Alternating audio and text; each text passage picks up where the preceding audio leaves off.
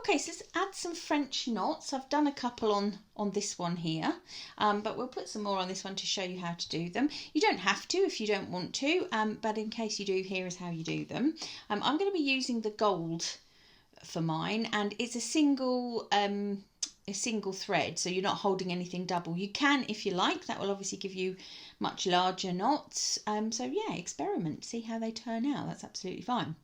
I've threaded up my needle, and I've put a knot in the end of mine, but you can kind of secure your yarn inside with a couple of stitches. That's also fine.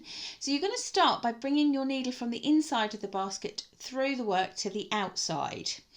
I would suggest if you put your needle straight through a hole, can you see there's quite a hole there? My needle's not passing through any threads, it's passing straight through a hole. I would suggest that you're going to struggle to get that knot to kind of hang on to anything. So don't do that, actually pass it through some of the thread itself. I'm going to go around this particular sort of centre point with my knots, I think, and you can see I've passed that needle straight through some of the yarn, so it's kind of got something to grab onto. Okay, so pull your yarn, put your needle from the inside out, pull your yarn through, and here's the knotty bit. I'm holding on to the yarn that's coming out of the basket, and I'm going to wrap it twice around my needle. Now can you see that's passed twice around my needle?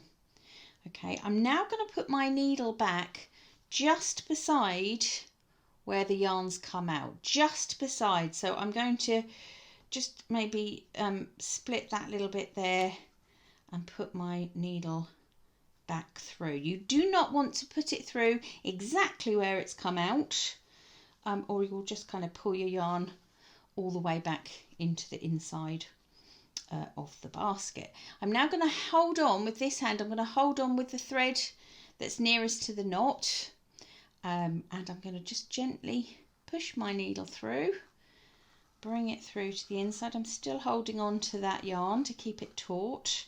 What you can find, if you let go, your needle, your knot sort of walks away from the side of the basket, and it just doesn't look terribly knot-like. Okay, so don't pull it really, really tight, and you've got yourself a little neat kind of golden French knot. So there's number one.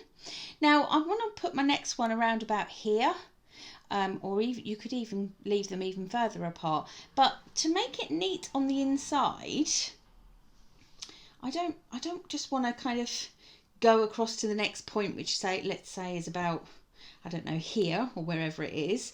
I want to hide this thread, so I'm going to thread my needle through the back of some stitches until I get to where I want to come out next. So I want to come out, I want to kind of come out in this stitch somewhere. So let me try and hide some of this yarn underneath some of my threads.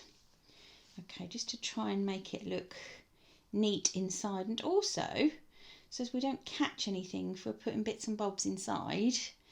We don't want to catch anything on great big sort of loops of French knot thread. So there you go, that's pretty well hidden. Obviously it stands out a bit because it's gold, but if you were using not gold, I think it would be well hidden. Okay, so I'm going to come out on this stitch here and give that another go. I'm not great at French knots. I'm not great at embroidery, full stop. But I think Emma's instructions are good, so we can achieve them together. So I've come back through again from the inside to the outside. Okay, I've not pulled it really, really tight. I'm going to get hold of my piece of yarn and wrap twice around the needle. That's once and that's twice. You can do more times if you wish, make the knots a bit bigger.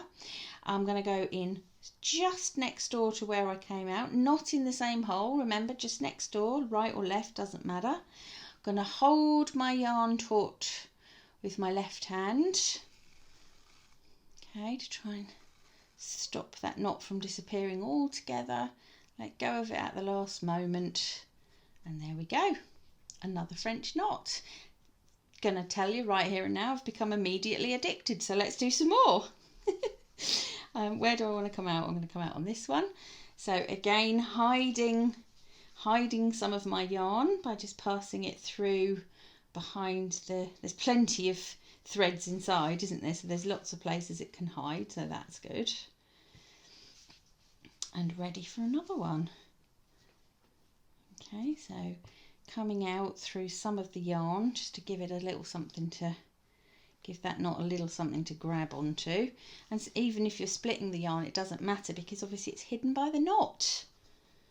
We like something that's forgiving. We like a forgiving stitch, don't we? Okay, so holding the yarn a little bit taut, twice round the needle, back in just next door to where I came out. Okay, keeping my yarn taut with my left hand here, just pulling through again.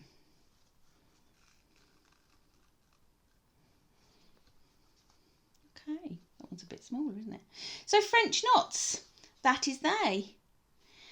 That is really all I can show you for these baskets. So I really hope you enjoy this box and I really cannot wait to see what you come up with.